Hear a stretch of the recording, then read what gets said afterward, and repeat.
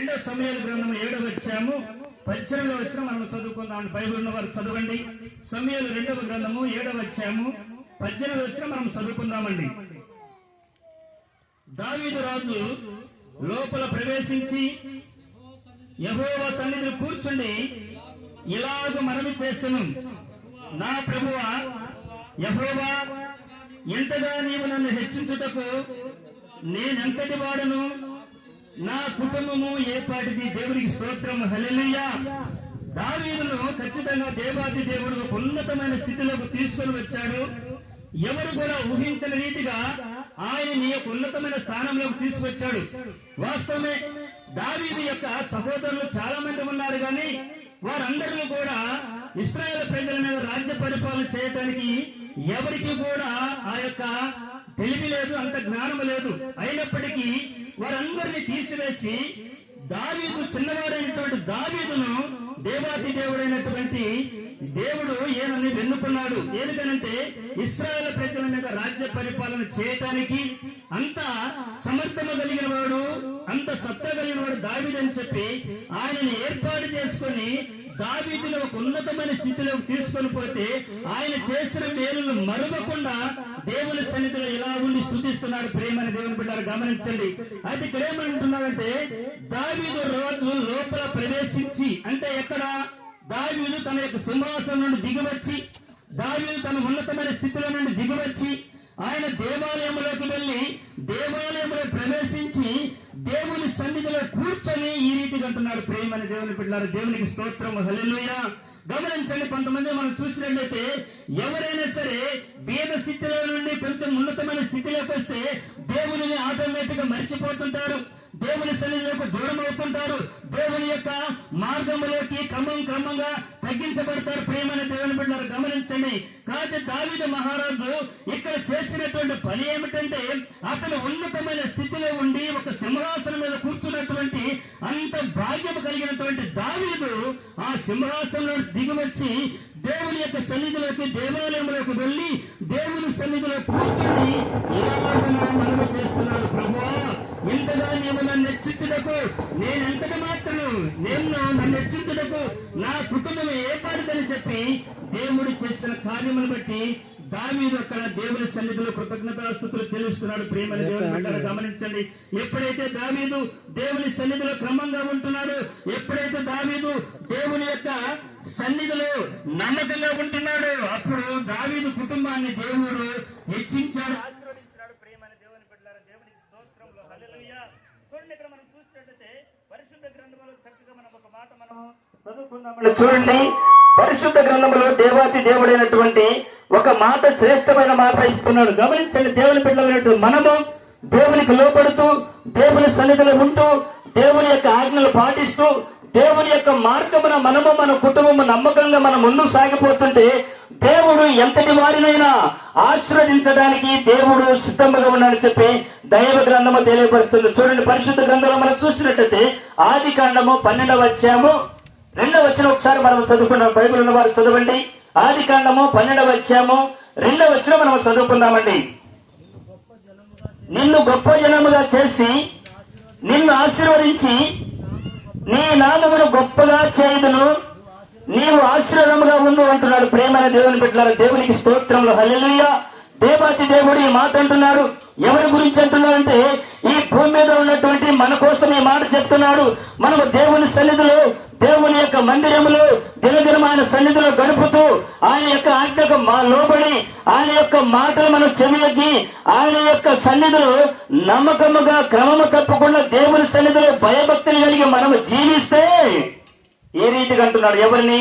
దేవుని సన్నిధిలోకి వచ్చేవారిని మాత్రమే, దేవుని నమ్ముకున్న వారు మాత్రమే, దేవుని సన్నిధిలో రాకుండా, దేవుని యొక్క మందిరంలోకి రాకుండా, దేవుని యొక్క సన్నిధికి దూరంగా ఉన్నవారిని కాదు. ప్రేమని దేవుని బిడ్డలు గమనించండి. ఎప్పుడైతే నీవు నీ కుటుంబము దేవునికి లోబడతావో, ఎప్పుడైతే నీవు నీ కుటుంబము దేవుని సన్నిధిలో ఆయన యొక్క మార్గములో నమ్మకంగా నడుస్తావో, అప్పుడు అంటున్నాడు, నిన్ను గొప్ప జనముగా చేసి నిన్ను ఆశీర్వదించి నీ నామమును గొప్పగా చేయదును, నీవు ఆశీర్వాదముగా ఉండు అని చెప్పుంటాడు. ప్రియమైన దేవుని బిడ్డలు గమనించండి. ఈనాడు మనం చూసినట్లయితే మానవులమైనటువంటి మనము అనేకమైనటువంటి కష్టము చేస్తూ ఉన్నాం, భారమైన మన శక్తికి మించినటువంటి భారమైన పనులు మనం చేస్తున్నాము, కానీ మన కష్టార్జిత వల్ల మనం ఆశీర్వదించబడలేకపోతున్నాము.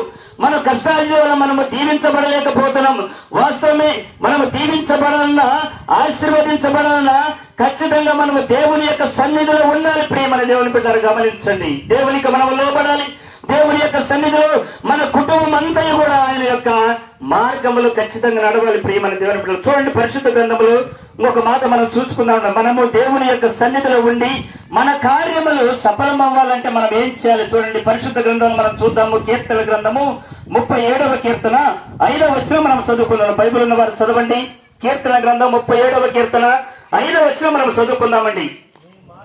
నీ మార్గమును యెహోవాకు అప్పగింపము, నీవు ఆయన నమ్ముకొనుము, ఆయన నీ కార్యమును నెరవేర్చును. క్రీస్తునందు ప్రేమల దేవుని బిడ్డలారా గమనించండి, ముందుగా మన మార్గము ఎవరికి అప్పచెప్పాలంటే ప్రభువైన యేసుక్రీస్తు వారికి మనం అప్పచెప్పాలి. దేవుని యొక్క సన్నిధిలో మన మార్గం ఉంచాలి. దేవుని యొక్క సన్నిధిలో మన మార్గము అప్పచెప్పి మనము ఆయనను నమ్ముకోవాలి. ప్రియమైన దేవుని బిడ్డలారా గమనించండి, ముందుగా మన మార్గములు సరళముగా ఉండాలి, మన నడక సరళంగా ఉండాలి, మన యొక్క మార్గం సరళంగా ఉండాలి, మన క్రియలు సరళంగా ఉండాలి, మన యొక్క విశ్వాసము నమ్మకమైనదిగా ఉండాలి. అప్పుడే దేవాది దేవుడు అంటున్నాడు, నీవు ఆయనను నమ్ముకును, ఆయన నీ కార్యములు నెరవేర్చును. ప్రేమని దేవుని బిడ్డలు గమనించరు. చాలా మంది అనుకుంటాం, మేము ఎప్పటి నుంచో దేవుని సన్నిధిలోకి వస్తున్నాం, ఎప్పటి నుంచో మేము ప్రార్థనకు పోతున్నాం, కానీ దేవాది దేవుడు ఎందుకో గాని మా ఇంట్లో ఏ కార్యము జరగలేదు, ఏ కార్యము మాకు చేయలేని చెప్పి చాలా మంది అంటుంటారు. ప్రేమని దేవుని బిడ్డలు గమనించండి, దేవుడు మన కుటుంబంలో కార్యాలు చేయాలంటే మనం ఖచ్చితంగా ఈ రీతిగా ఉండాలి. మన మార్గం ఎవరికి అప్పచెప్పాలంట? దేవునికి అప్పచెప్పాలి. మన మార్గము దేవునికి అప్పచెప్తేనే, ఆయనను మనం పరిపూర్ణంగా నమ్ముకుంటేనే దేవుడు మన కుటుంబాల్లో కార్యాలు చేస్తాడు, కానీ లేకపోతే కార్యాలు చేయలేడు. ప్రేమ దేవుని బిడ్డలు గమనించండి, భక్తుడైనటువంటి దావీదు మహారాజు చక్కగా ఈ రీతిగా అంటున్నాడు. ప్రేమని దేవుని బిడ్డలు చూడండి, ఒక మాట మనం చదువుకుందామండి. పరిశుద్ధ గ్రంథములు కీర్తన గ్రంథము 27వ కీర్తన 14వ వచనం మనం చదువుకుందామండి. బైబిల్ ఉన్న వారు చదవండి. కీర్తన గ్రంథము 27వ కీర్తన 14వ వచనం మనం చదువుకుందామండి. 27:14. ధైర్యం తెచ్చుకుని నీ హృదయమును నిబ్బరముగా ఉంచుకొనుము, యెహోవా కొరకు కనిపెట్టుము. ప్రేమని దేవుని బిడ్డలారా గమనించండి, ఇలా మనం చూసినట్టయితే మనిషికి ఏదో ఒక భయంకరమైనటువంటి భయం, ఏదో రకంగా భయపడుతూనే ఉంటాడు. మనిషి తెల్లవారిని కానించి పొద్దుగేంత వరకు మానవునికి భయము భయము భయము. ఎందుకు భయం అంటే కుటుంబంలో సమస్యల వల్ల భయము, మనిషికి అనారోగ్యంతో భయము, మనిషికి అప్రభారంతో భయము, మనిషికి ఎదుటివారి శత్రు భయంతో అనేకమైనటువంటి భయాలతో ఈనాడు మానవుడు కృంగిపోతున్నాడు. అయితే దేవాది దేవుడు ఏమంటున్నాడంటే, అలాంటి భయము వలన నీవు ఏమాత్రం కూడా భయపడవద్దు, నీవు నన్ను నమ్ముకో, ఖచ్చితంగా నీవు నిబ్బరము కలిగి నీవు ధైర్యం తెచ్చుకొని యెహోవా కొరకు కనిపెట్టమని చెప్పంటున్నాడు. ప్రేమని దేవుని బిడ్డలారా గమనించండి, వాస్తవంగా మానవులకు ఉన్నటువంటి భయము చాలా భయంకరమైనది. గమనించండి, ఈ భయం వలన మనిషికి మనోవేదన దరిచేరి మానవుని యొక్క ఆ ఆరోగ్యం కూడా పాడు చేస్తుంది. ప్రేమని దేవుని బిడ్డలారా గమనించండి. అయితే వాస్తవంగా ఇలాంటి భయము వలన మనం ఏనాడు కూడా మనం కృంగిపోవద్దు, ఏనాడు కూడా మనము జరియవద్దు. ప్రేమని దేవుని బిడ్డలారా గమనించండి, ఈనాడు మనం చూసినట్లయితే ప్రతి ఒక్కరు భయముతోనే మానవుడు తెల్లవారుని కానించి పొద్దుకేంత వరకు ఏదో ఒక సమస్యతో ఏదో ఒక భయముతో ఆలోచన చేస్తూ ఉన్నాడు. ప్రేమని దేవుని బిడ్డలారా చూడండి, పరిశుద్ధ గ్రంథంలో ఒక మాట మనం చదువుదాము. కీర్తన గ్రంథము 91వ కీర్తన 6వ వచనం మనం చదువుకుందామండి. బైబిల్ ఉన్న వారు చదవండి. కీర్తన గ్రంథము 91వ కీర్తన 6వ వచనం మనం చదువుకుందామండి. చీకటిలో సంచరించు తెగులకైనను, మధ్యాహ్నమందు పాడు చేయ రోగములకైనను నీవు భయపడకుండా ఉండువు. దేవునికి స్తోత్రము, హల్లెలూయా. ఎందుకు భయపడకుండా ఉంటాము? మనం దేవుని సన్నిధిలో ఉంటే భయపడకుండా ఉంటాము. మనం దేవుని యొక్క సన్నిధిలో నమ్మకంగా దేవుని యొక్క మార్గంలో నడిస్తే మనం భయపడకుండా ఉంటాము. మనకి ఏ రోగం వచ్చినా, ఏ తెగులు వచ్చినా, ఎలాంటి భయంకరమైనటువంటి మరణకరమైనటువంటి రోగం వచ్చినా దేవాది దేవుడు చక్కని శ్రేష్టమైన మాట అంటున్నాడు. చీకటిలో సంచరించు తెగులకైనను, మధ్యాహ్నమందు పాడు చేయ రోగములకైనను నీవు భయపడకుండా ఉండు అని చెప్పంటున్నాడు. ఎవరికి? దేవుని సన్నిధిలో ఉన్న వారికి, దేవుని మార్గంలో నడిచే వారికి, దేవుని సన్నిధిలో తన కుటుంబం అంతా కలిసి దేవుని యొక్క సన్నిధిలో నిత్యమైన సన్నిధిలో గడిపే వారికి ఈ మాట అంటున్నాడు. ప్రేమని దేవుని బిడ్డలారా, ఇంకొక మాట అంటున్నాడు. 7వ వచనం మనం చదువుకుందామండి. చూడండి 7వ వచనం. నీ ప్రక్కన 1000 మంది పడినను, నీ కుడి ప్రక్కన 10,000 మంది కూలినను, అపాయము నీ యొద్దకు రాదు. ప్రేమని దేవుని బిడ్డలారా, దేవునికి స్తోత్రము, హల్లెలూయా. గమనించండి, దేవుని సన్నిధిలో మనముంటే మనకి అనేకమైన శత్రువులు ఉన్నా, అనేకమైనటువంటి సమస్యలున్నా, అనేక మంది మనకు వ్యతిరేకస్తులు ఉన్నా గాని మన ప్రక్కన 1000 మంది పడినను, మన కుడి ప్రక్కన 10,000 మంది కూలిను, అపాయం మాత్రం మన దగ్గరికి రానివ్వడు. ఎవరు రానియండి? ప్రభువైన యేసుక్రీస్తు వారు. నీవు నేను దేవుని నమ్ముకున్న బిడ్డలము కాబట్టి, దేవుని సన్నిధిలో నమ్మకంగా ఉంటున్నాము కాబట్టి, మనకి ఎలాంటి సమస్యలు వచ్చినా, ఎలాంటి వ్యాధులైనా, ఎలాంటి బాధలైనా, ఎలాంటి కష్టం నష్టం వచ్చినా దేవాది దేవుడు అవేమి అపాయము మన దగ్గరికి రానివ్వడు అంటున్నాడు. ప్రేమని దేవుని బిడ్డలారా, గమనించండి. ఇంతకన్నా భరోసా ఎవరు ఇస్తారు మనకి? మన ప్రాణ స్నేహితులు ఇస్తారా? మన అన్నదమ్ములు ఇస్తారా? మన రక్త సంబంధికులు ఎవరైనా ఇస్తారా? కానీ దేవాతి దేవుడైన యేసు ప్రభువు నీ కోసము ఒక శ్రేష్టమైనటువంటి మాట చెప్తున్నాడు. ప్రేమైన దేవుని బిడ్డలారా, గమనించే చక్కగా అంటున్నాడు, నీకు అపాయం ఏమి రానియని చెప్పంటున్నాడు. ప్రేమైన దేవుని బిడ్డలు గమనించండి. ఇంకొక మాట చూసుకుందాము. యెహోషువ గ్రంథం 1వ అధ్యాయము 6వ వచనంలో ఒక మాట అంటున్నాడు. బైబిల్ వారు చదవండి, సహాయం చేయండి. యెహోషువ గ్రంథం 1వ అధ్యాయము 6వ వచనం మనం చదువుకుందామండి. నిన్ను విడువను, నిన్ను ఎడబాయను, నిబ్రమ కలిగి ధైర్యముగా నుండుము. చాలా ప్రియమైన దేవుని బిడ్డలారా, గమనించండి. యేసుక్రీస్తు వారు ఎప్పుడు కూడా మనల్ని ఇడిచే దేవుడు కాదు. కొన్ని సందర్భాల్లో మనమే దేవునికి దూరంగా ఉంటున్నాం. కొన్ని సందర్భాల్లో దేవుని సన్నిధిలోకి ప్రార్థనకు పోలేక, మందిరంలోకి పోలేక మనమే కొన్ని సందర్భాలు బట్టి మనం దూరంగా ఉంటున్నాము. కాబట్టి అయితే దేవాది దేవుడు ఒక మాట అంటున్నాడు, శ్రేష్టమైనటువంటి మాట.